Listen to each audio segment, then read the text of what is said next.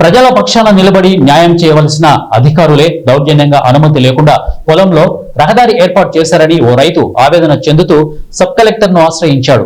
సోమవారం మీకోసంలో మార్కాపురం పట్టణంలోని స్థానిక సబ్ కలెక్టర్ కార్యాలయం నందు మండలంలోని జోడిచెర్ల గ్రామానికి చెందిన పెడుమల్ల వెంకటేశ్వర్లు అనే రైతు రెవెన్యూ అధికారులు ఇచ్చిన స్టేట్మెంట్ కాపీని అందించకుండా పోలీస్ అధికారులు జోక్యం చేసుకుని బలవంతంగా సంతకాలు పెట్టించుకొని మమ్మల్ని భయభ్రాంతులకు గురి చేసి అన్యాయం చేశారంటూ సబ్ కలెక్టర్ త్రివిద్నాథ్ వినతి పత్రం అందించారు.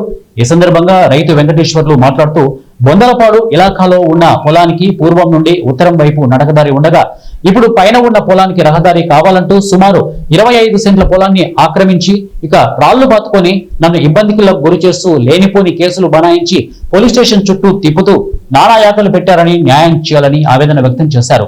అనంతరం సబ్ కలెక్టర్ కు వినతి పత్రం అందించారు.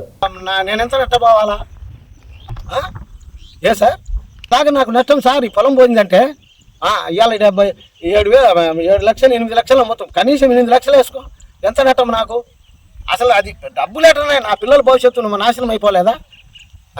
నేను కష్టపడి తినకుని ఆ రోజులలో సంపాదించుకొని నా పిల్లల భవిష్యత్తు కోసమని దేశం మూటలు పెట్టుకొని తిరిగి సంపాదించుకొని ఆ పిల్లల కోసం ఏదో నేను న్యాయాల వాళ్ళు ఎందుకు బతకాలని చెప్పేసి నేను ఈ రకంగా చేస్తే ఇవాళ 34 ఇప్పుడు 91లో కొన్నా 34 సంవత్సరాలు నేను కూడా ఇవాళ ఇన్నాళ్ళు లేని కాగితాలు ఇన్నేళ్ళు లేని రస్తయాలు వచ్చిందా?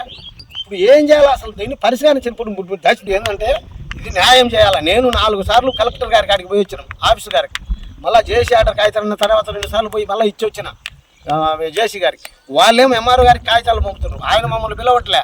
ఆడికి పోతే మేమేదో ఆయన మీద కాగితాల మీద పోమని చెప్పేసి కాల్ చేస్తామని చెప్పేసి ఈఆర్ఓ గారిని ఈఆర్ఓ గారిని పంపుతారు ఇక్కడికి, ఆయన పిలిచి మాట్లాడాలి. నేను చెప్పాను ఏం మాట్లాడాలి సార్, పొద్దుకులు ఏం మాట్లాడాలి ఉన్నా చెప్తాను. ఇప్పుడు మాకేది న్యాయం కాదు సార్.